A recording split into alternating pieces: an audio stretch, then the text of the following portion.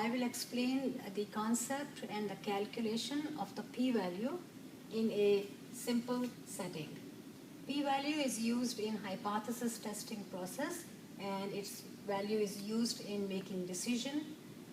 In a hypothesis testing, a very simple example, we have two opposing statements. One statement is called the null hypothesis, and it is denoted by h of 0. And this statement is generally about population value being equal to something. So in this example, our null hypothesis is that the population mean, mu, is equal to 20 ounce. So perhaps a company manufactures a product and it is believed that the mean weight of a product is 20 ounce. Another statement, which is called the alternative hypothesis and denoted by h of 1, is that perhaps the company believes that the mean has changed and it is now more than 20 ounces. So now we have two statements. Null is that mean is equal to something. Alternative in this example is that the mean is bigger than 20 ounces. And the idea is that we will take a random sample from this population, examine the sample and decide whether the sample supports the null hypothesis or the alternative hypothesis. So here is the logic of hypothesis testing, that if null hypothesis is true, then the sample mean, if you take a random sample and calculate the sample mean, under the null hypothesis, the sample mean should be close to 20 ounce, because sample mean and population mean are expected to be close.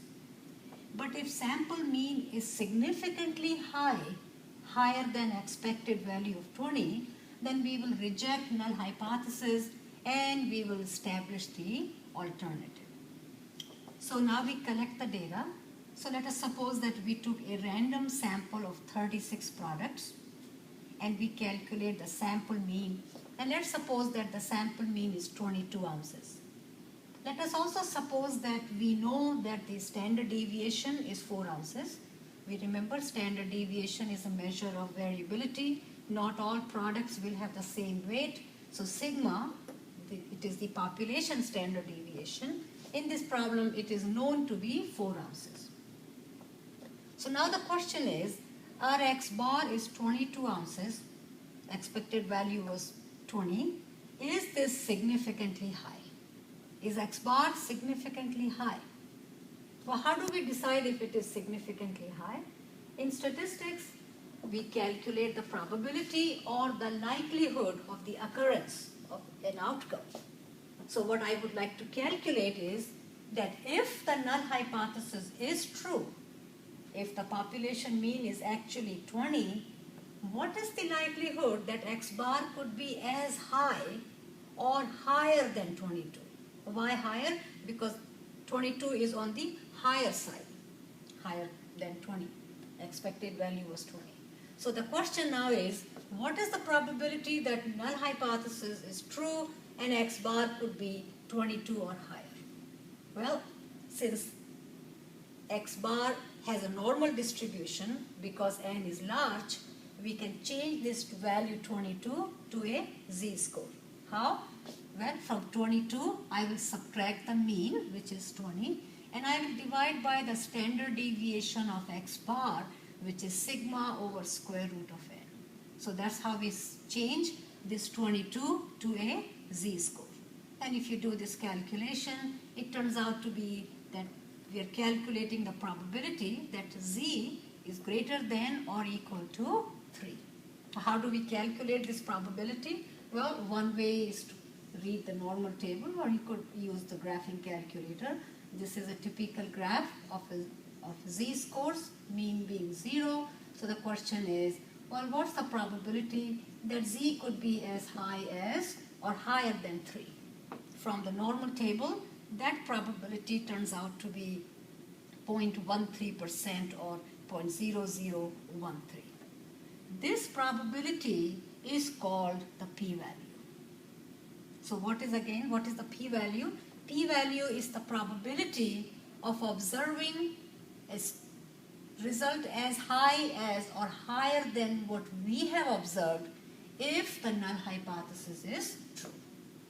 So this probability is low. What does that mean? What it means is that under the null hypothesis, what we have observed is highly unlikely. That means null hypothesis and what we have observed, they don't match. One has to be incorrect. But what we have observed, so we cannot deny that.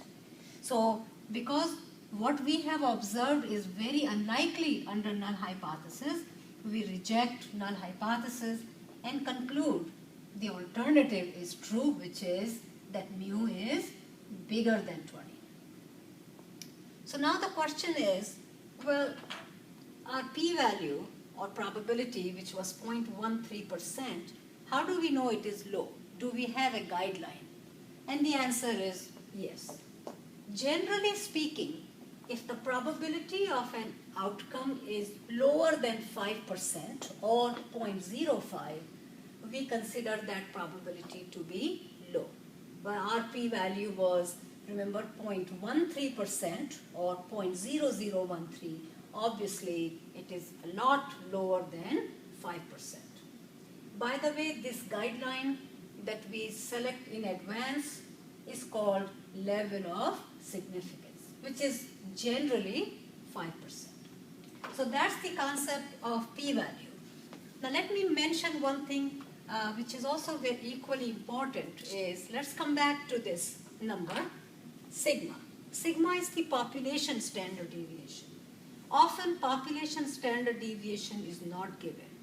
So that means that when we take a sample of 36 observations, we not only calculate the sample mean, but we will also have to calculate the sample standard deviation. And if that's the case, some of the steps will change. So let us suppose, for the sake of argument, that from 36 observations, when we calculated the mean, we also calculated the standard deviation, but I'm going to use the letter S because that is from the sample. And let's suppose that that S was also 4 ounces. They don't have to be equal, folks, but this is just one number I have selected in an example. Now, how would I know in a problem that it is S and not sigma? Well, if you read the problem, it would say that the sample standard deviation is 4 ounces, or it would say population standard deviation is 4 ounces. So it will be mentioned in the problem. So let's see what changes that will break. Question is still, is X bar of 22 ounce significantly high? Again, the probability that we are calculating is the same. Is X bar, what is the probability that X bar could be as high or higher than 22? We will change X bar again to a standard value by subtracting the mean, dividing by the standard deviation. But remember, this S, this 4 represents S, not sigma. And as a result of that, this quantity that we have standardized is no longer called Z, it is called a T value. So now the question is, what is the probability that a T score is bigger than 3? And that means we will now read the T table. The T graph is very similar to a Z graph, folks, although the actual shape depends on the sample size. So now we will read the T table. We have discussed in the class how to read the T table. But as a refresher, we will read the T value or the area above 3 with 35 degrees of freedom. So where did that 35 come from? N is 36, so the degrees of freedom is 36 minus 1, which is 35. So from the T table, this area turns out to be 0.0025, roughly, or 0.25%. Is this probability low?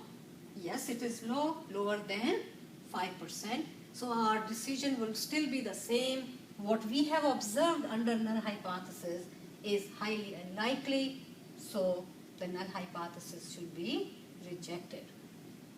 Now in my next video, I will show you another example in which we will calculate the p-value if the alternative is that mu is less than a given value.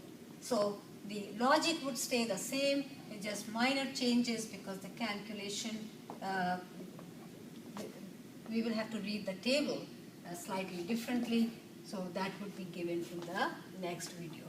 So thank you very much, and I hope this was helpful.